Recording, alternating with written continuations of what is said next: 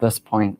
So the much applauded 2017 commercial by the makeup company Maybelline, which features Shayla Mitchell and Manny Gutierrez, is a remarkable example of how queerness as a style is available to people of color in the context of wealth and glamour, and then how even those embodiments must in the end reaffirm their relation to whiteness and maleness.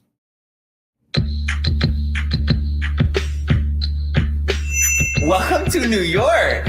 Girl, this room is everything! You know what? Let's get bossed up. Yeah!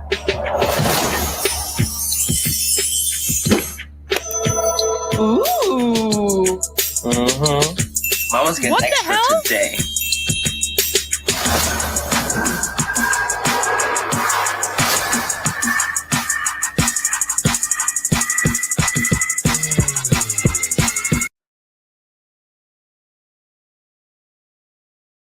She has a gay friend. She has a gay friend. That's all this is. She has a gay friend. Every woman has at least one gay friend, or they should have at least one gay friend. Gay men come in very handy. But this is ridiculous. What is he going to say about this? What the fuck?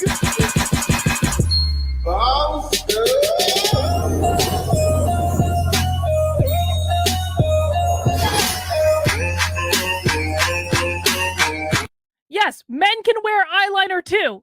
Men can wear eyeliner too. I like the way men look at eyeliner. This is nothing. Oh, Jesus Christ. Let's get bossed up. So, I am so confused about why this is even a big deal. Oh my, yes, they did look like Brandon Strock. And Mikey Harlow too, for that matter, even though he's mad at me right now, but whatever. Mikey still wore eyeliner, and Mikey always looked very good in eyeliner. first of all, it's kind of notable that we need a narrative that justifies why a cisgender appearing man would enjoy putting on makeup. But no, we don't. David Bowie was doing this in the 70s. We do not need to be told that sometimes cis men wear makeup. David Bowie was doing this in the 70s. This has been around a long time. This has been around long before this person was ever even born. Jesus Christ. It's like these people, they've never been to like a rock concert. If you've ever been to a rock concert, guess what you're going to see? Very masculine men wearing eyeliner. Honestly, like the hardcore bands in the 90s all wore massive eyeliner. This is not new. Yes, Iggy Pop, New York Dolls, yes.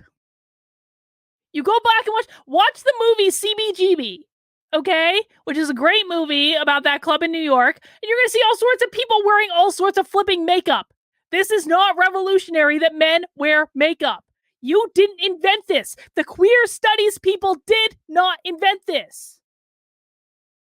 even more so, the narrative here situates his transgressive desire. This just annoys me so much. Like, I love men in makeup, and I don't buy into this crap at all. I really do, by the way. I don't think there's anything wrong with men wearing makeup. Come on. Do it, don't do it. What? Alice Cooper! Yes, Alice Cooper, Khal Drogo. Yes, we can name infinite numbers of men who wear makeup. Alice Cooper's a great example. Ozzy Osbourne. The transgressive desire on the side of the Latino character. How many men that are famous for wearing makeup can we put in the chat? Pre-1990 men. Ozzy Osbourne, Alice Cooper, David Bowie. Jesus. Brian Malco from Placebo, who is awesome. In the context of being supportive of a black woman getting bossed up. So the labor of legitimating the Latino character's queering actually rests with the black woman. Secondly, we have a very clear, kind of obvious class dynamic running through the commercial that are intricately bound up with. I'm not even listening to what he's saying. King Tut, yes, back in the day, original makeup wearing Egyptian king. The Cure, Steve Strange, any glam rock. Yes, any glam rock. And look at that, like any glam rock. What was that movie that was about like, what was that goddamn movie? Like Blue Velvet? Was that it? It was about like glam rock and punk and like the UK. I don't even know, but any man on camera is wearing makeup. Yes. Yes. Congrats. Guns N' Roses. Yes. Poison. Bret Michaels. Yes. Marilyn Manson, Rob Zombie, they all wore makeup. This is not a revolutionary concept. It didn't require a fucking what the hell is that even called? I don't even know. What is the thing for your lashes called? It's not eyeliner, it's the other thing. Mascara. It did not require a mascara commercial to feature men who are cis wearing makeup. Jesus Christ. The gender and race dynamics. So on the one hand, it's clearly an advertisement that is readying us as the audience for a more diverse managerial and well-off class that also has people of color in it. The Latino and Black couple are being served by a white bellhop who seems to actually be quite content serving them. But on the other hand, the setting also rarefies where Latinx trans femininity can find a place, not only Latinx trans femininity. There was not a single person in that commercial that was trans. Why are we talking about Latinx trans femininity when there is not a single person in that commercial who was trans? Latinx, bingo word, drink. We must be sheltered by the liberal bastion of Velvet New York Goldmine, City, yes. but Latinx male. That's the name of that movie, Velvet Goldmine. It's a good movie. Placebo's in that movie. I might watch that movie tonight. Yeah, the vampire Lestat wore makeup. Exactly. Jesus Christ. Trans femininity seems also to require a rather swanky Manhattan hotel suite as the vessel to contain it high above the roofs of every. Yeah, I don't know a single Latin person who likes Latinx. Only people like this like the term Latinx. I don't know. I'm not the ultimate warrior. Yeah, vampires are hot. For real. Men wearing eyeliner is hot. And you cannot change my mind about that. Men wearing eyeliner is hot. Everyday life. Third, applying the makeup, if you look, what's gender queering here actually needs to be counterbalanced by aspiring to a paler. Hang on. Historically speaking, French men have worn makeup and skirts, as have the English, the Greeks, the Indians, and many others. Yes, wasn't even that movie about Alexander the Great? They wore makeup in that. That movie that, what's his name, was in. Jared Leto was in it, but he wasn't Alexander the Great. What's his name? Colin Farrell. They wore makeup in that movie. Rather than darker skin color. But, of course, we have this first part of the ad, which still needs to be complemented by the second part. So the first part is followed by the second half, where it seems to be it seems to me it's interesting to ask how exactly the second part functions in negotiating gender, sexuality, race, and class. So far, the narrative that we've been presented with was a young, wealthy, racially diverse, but heterosexual, possibly heterosexual couple where, again, the female-bodied character appears not only as stably female, but also as feminine. You know what's occurring to me right now in watching this and in realizing how it's bullshit that, like men have worn makeup all throughout time. This is not a reflection of anything. It's just a reflection of, like, whatever was happened. Like, it's not a reflection of, like, their gender or their sexuality or any of these things. You know what's occurring to me, though, as we're watching this? This is a college professor who is literally rewriting history. He is rewriting history right now by not acknowledging that men have worn makeup forever and instead making it a thing where they're saying that you have some sort of like that you're queer or trans because you wear makeup. That's literally a rewriting of history. And these are the people that are educating your kids. If your kid goes to Villanova, they can take a class with this person. A literal rewriting of history, not acknowledging any other historical context, not acknowledging that this one commercial is not the end-all be-all of anything. That's the scariest thing of all of this, is just the literal, willful rewriting of history. The gender queerness is the queerness of the male character. However, this queerness is inscribed in what looks like a heterosexual relationship.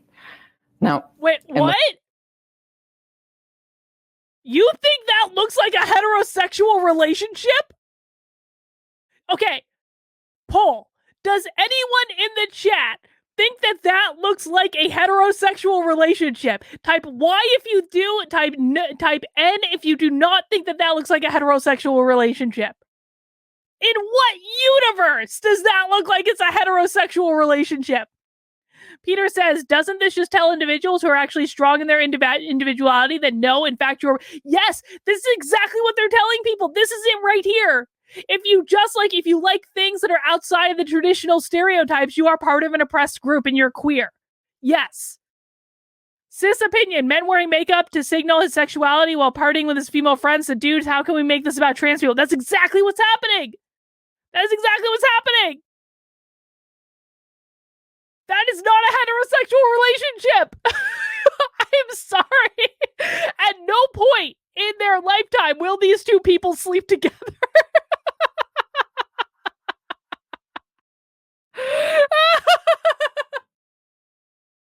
Adam Johnson, I'm a few minutes behind, but if nobody has told you yet, the Beer Advocate says you're drinking 6.3. That's the answer I was looking for. I wanted the lower alcohol volume beer. It's actually pretty good. I'm enjoying it. I am. Wow. Like, are straight women even allowed to be friends with gay men anymore? Like, are we even still allowed? God, I would have no friends. I would have no friends at all if I wasn't allowed to be friends with gay men. The first part, the only appearance of a white body is a white body that serves the people of color. The one small gesture of whiteness was the application of the paler makeup. Otherwise, the narrative exclusively centered on two people of color and queerness as gender queerness, even if it's made possible in the context of wealth. But it turns out that our two people of color cannot simply enjoy themselves and each other, right? Here they come in, enjoying, wow, great. Because he's obviously gay! Oh my God. I've heard Jordan Peterson can say more in one sentence than this entire presentation so far. They needed a man because he's obviously gay!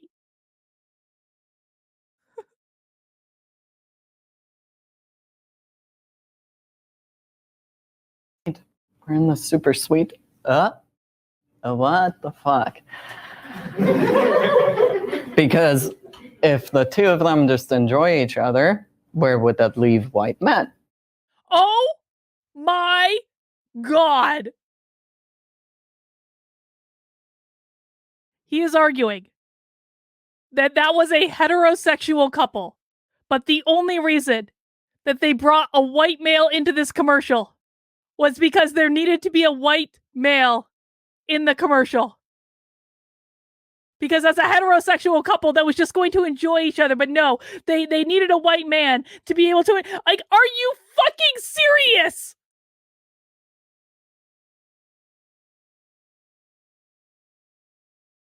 Whatever consideration I just gave this person in the first half of the presentation, I'm giving no further benefit of the doubt to this person. If they cannot identify that that was not a heterosexual couple.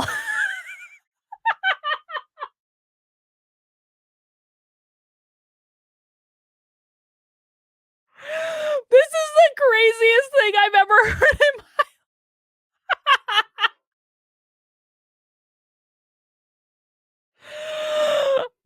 Oh my god. Thank you guys for being here with me. This queer teacher, how do gay men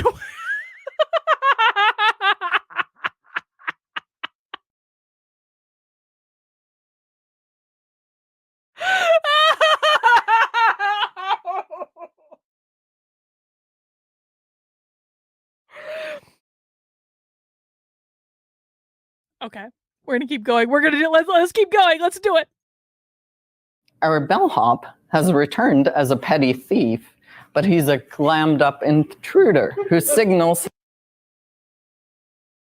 The bellhop is a petty thief? That gay man, the guy that's with her, he is not going to be upset that that bellhop showed up.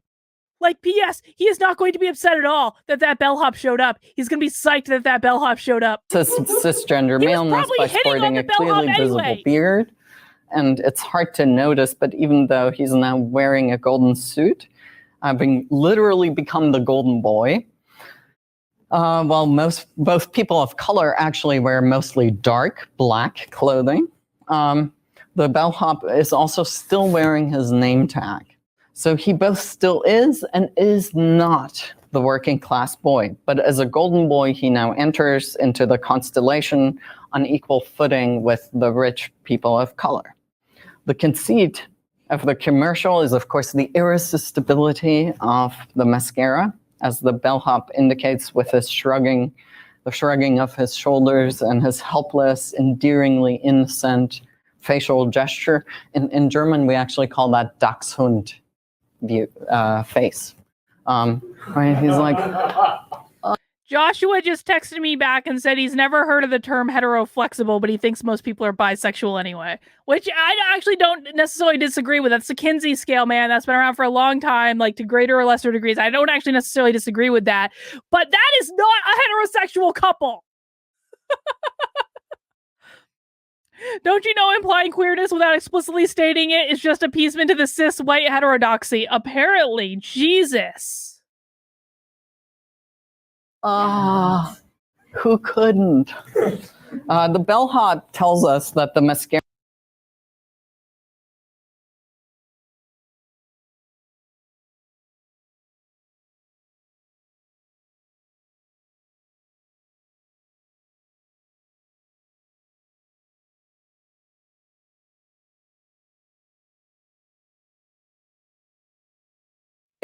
getting bossed up is simply so irresistible that he could not but magnetically be attracted to it.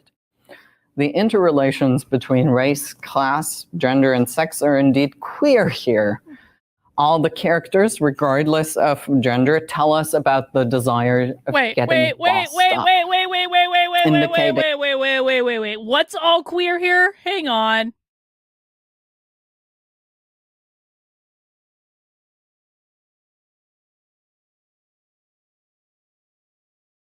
I can't even with this. It was like it was boring for the first half, and now I feel like we've done our work and we've reached the what the fuck moment. The bellhop tells us that the mascara getting bossed up is simply so irresistible that he could not but magnetically be attracted to it.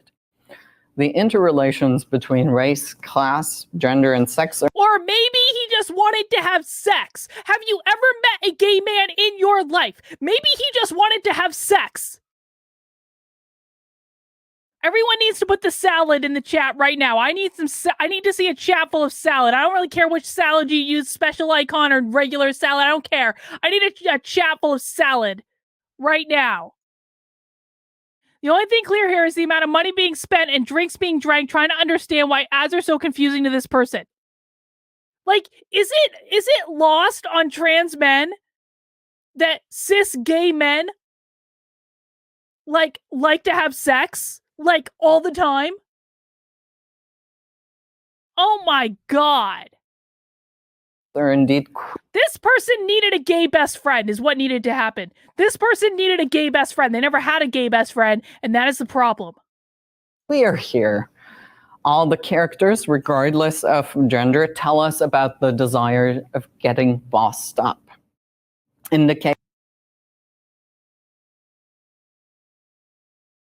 All the characters reflect a desire to get dressed up and look nice in an ad. Yes.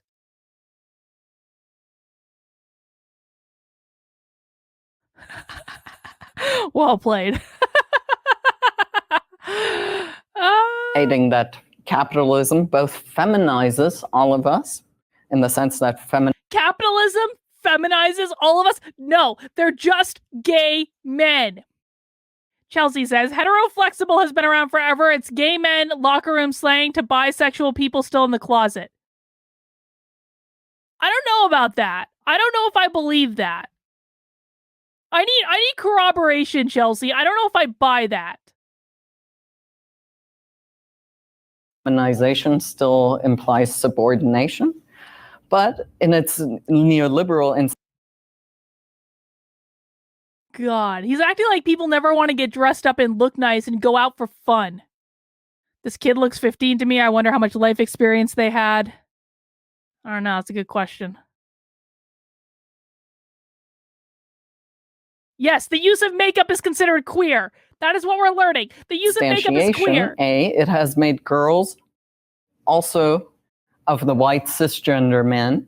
And B, it enlists all of us into a world we're moving to be.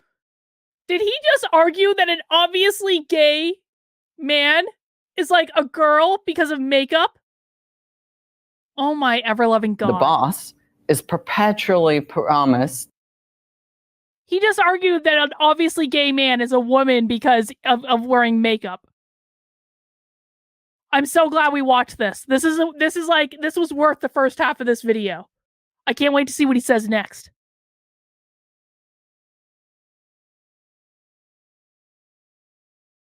As performatively attainable, namely by getting bossed up. At the same time, the commercial also does still inscribe a hegemonic, skinny, young, white, cis maleness, but it does so in a complicated and in a way in a really insidious manner. It is hegemonic, skinny, young, white, cis maleness that is not at all immediately monetizable for the bellhop. This is the problem right here. He remains the bellhop. He still has his name. Oh, I bet he didn't remain the bellhop after that commercial ended. I bet that bellhop uniform came off rather quickly and not involving the woman. Jesus Christ. Oh, I gotta reload. Hang on, stand by. Hegemonic, skinny, young, white, cis maleness, but it does so in a complicated and in a way in a. Wait, and he's blaming capitalism for this. He's blaming capitalism for making obviously gay men gay.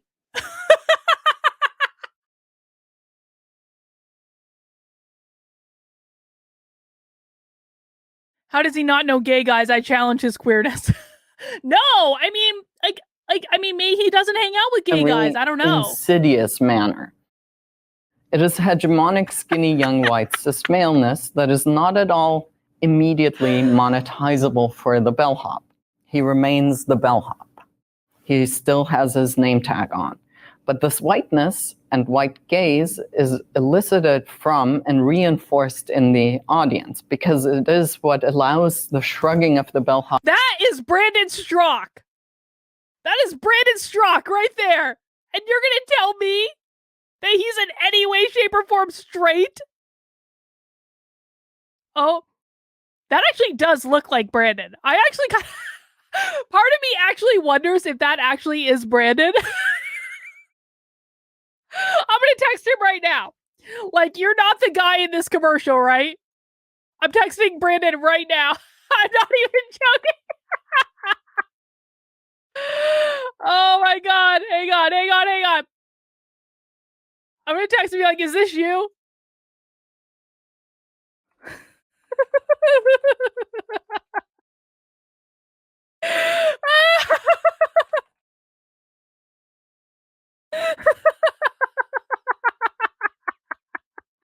He was an actor. I mean, I wouldn't put it back. Like, wouldn't surprise me. Shoulders to transform a petty theft into an endearing, innocent desire. That would be, wouldn't that be some irony if that was Brandon Strock?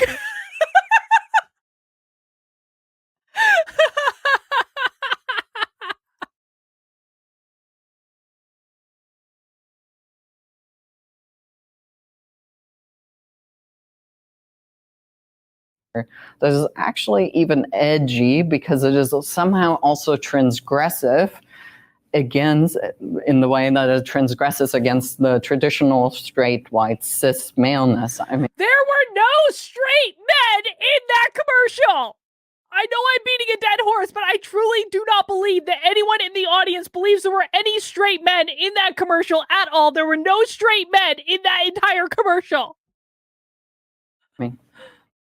So what works I am more of a straight man than the men in that commercial. as endearing here, I wonder, I might have, so yeah.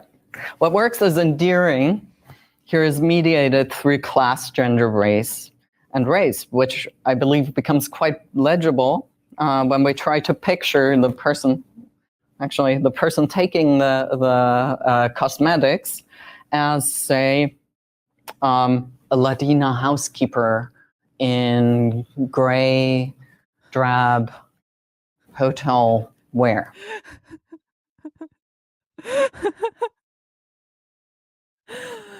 Oh, no straight men were harmed in the making of this commercial. I can't. It's not even the beer. I just can't. This is the part of the stream where I start to slowly lose my mind. Then suddenly that reads quite differently. So even though the bellhop is and remains the servant to the couple of color, his intrusion and the endearing transgressiveness reinscribes for the audience that indeed the world is for his being taken, and even though nobody can presume anymore to inhabit that position by default. But there's more. Oh, Under good. the gaze of the bellhop, right, which is the final shot. So the bellhop is looking at the people of color. So the camera takes up that shot. The two people of color now both become focused on the white man in the room, and not just focused on him in the kind of, why are you in my hotel room? But like, ooh. No, that is very much not why they're focused on him. They're not surprised that he is in the hotel room. Oh my god. Ooh, please desire me. I want you. So. Exactly. We have finally reached the point. Sex sells. Who would have thunk it? My god.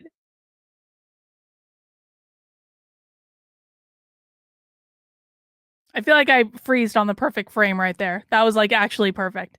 That should have been the thumbnail. Right?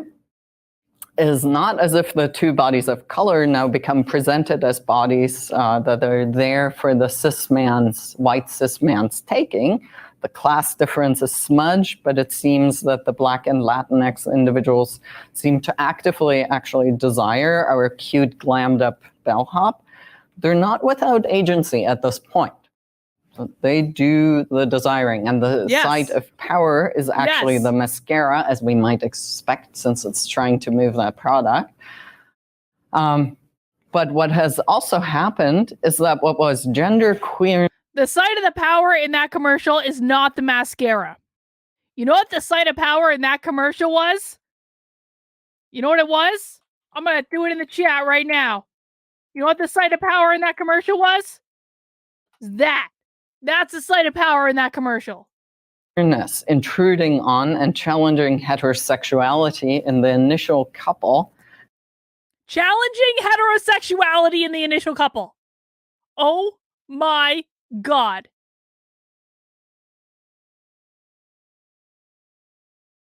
Challenging heterosexuality there was no heterosexuality. No. That is not real. This is a lecture on a college campus. Has been relocated in the context of queer sexual desire. Moreover, even if the visual narrative here does not simply present us with a version of the world where wealthy white maleness confidently knows that it has the right to access and appropriate everything it sees, the mythification underlying that norm of whiteness gets reinscribed, if not deepened. So the white male cis body is not the only body, is actually the only body that remains in the end without makeup. The two people of color both actually had to get bossed up. He's holding up.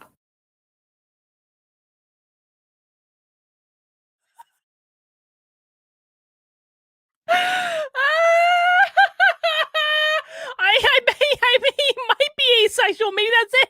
Maybe he's asexual. I don't know. I'm so confused in how you think that's a heterosexual couple. The mascara. So he's the one who's not bossed up. He's the body that vis-a-vis capitalism remains feminized. And he is about to argue that capitalism is at fault for turning a heterosexual couple into I don't even know what. Oh my god. Oh my god. Tell that to the orange spray Trump uses. Yeah. I mean, like. we, the audience here, are initiated into a world where epidermal whiteness and presumed biological maleness no longer necessarily corresponds with class privilege. However, as we got to witness in the swift shift of the facial expressions of our Black and Latinx couple, a white cis male body still emanates irresistible attraction. So whiteness and cis maleness remain as eminently desirable as we have been educated in fluidity by the smooth moving from gender queerness to sexual. Do you think that bellhop showed up in that room because he's the only one that's desirable? No, he showed up in that room because he wanted to fuck the other guy. The other guy is the one that's desirable. The gay best friend is the one that's desirable. Not only is he completely wrong in his analysis of this being a heterosexual couple, he's also completely wrong in this analysis of why the bellhop showed up in the hotel room in the first place, holding up a thing of mascara suggestively to suggest, I don't know, maybe an eggplant or something larger. I'm just saying it's because the gay best friend was what he wanted. And anyone who's ever actually lived in the goddamn real world knows this. Tech Priest Fisher says, capitalists turned you gay, embrace communism. I don't know, man. Gay men are fabulous, but like, let's just be honest about what's going on. Queerness, we are initiated into a world where wanting to have and wanting to. God damn it. What is wrong with these people? They've never been out in society? I don't understand. Why is this person teaching? I'm sure they're very smart, whatever, but like, this is the definition of no common sense here. To use the Freudian distinction, converges in a wanting to do, which, thanks to the powers of performativity, is now both to desire and to identify with. The final scene is, I'm flipping back and forth too much, but I hope this is the right one. We'll see. The final scene here is ambiguous. It's not ambiguous. White cis male simply asserting that everything and everyone in the world exists for his pleasure, right? He's like, That's not what he was like at all. The desire of the two people of color seems to be what authorizes the bellhop. And yet the triangularity among the three characters is really limited. The Latinx genderqueer male character in the final shot, just like the Black woman, seem rather focused only on the white man. So moreover, I wonder why that is. I wonder why the Latinx queer man, who's at least been acknowledged as queer, is totally focused on the man and not the woman. I wonder why that is. Is this person completely incapable of picking up any sort of body language or signs? Does this person not know that gay men are a thing? I know I keep beating a dead horse. I'm just really perplexed by this entire analysis. Since as we observed, the bellhop doesn't need to wear makeup. So in the context that we're given, he also cannot wear makeup because applying makeup is to get bossed up. So what's cited here implicitly He is wearing an outfit of all gold. I am looking right now at the screenshot that I just texted to Brandon. That bellhop is wearing an entire gold outfit. And you're going to tell me because he's not wearing mascara, he's not bossed up? Yes. Yes. We are here to suffer. This level of navel gazing should be considered a disability. Treatment should be getting hobbies of gainful employment. Dude, I can't even. I fucking can't even with this shit. Exactly, by having the bellhop be the liminal figure, is that the white cis maleness still is the boss. Although the bellhop, because of his class position, is not currently inhabiting this position. Only already feminized positions can get bossed up. So the bellhop, as a cuter and slightly queerer version of... The bellhop is wearing an entirely gold outfit and you're telling me he's not bossed up? Okay. Yeah, Angel's like the bellhop is Cinderfella. This person needs... Dude, you're not wrong. White cis male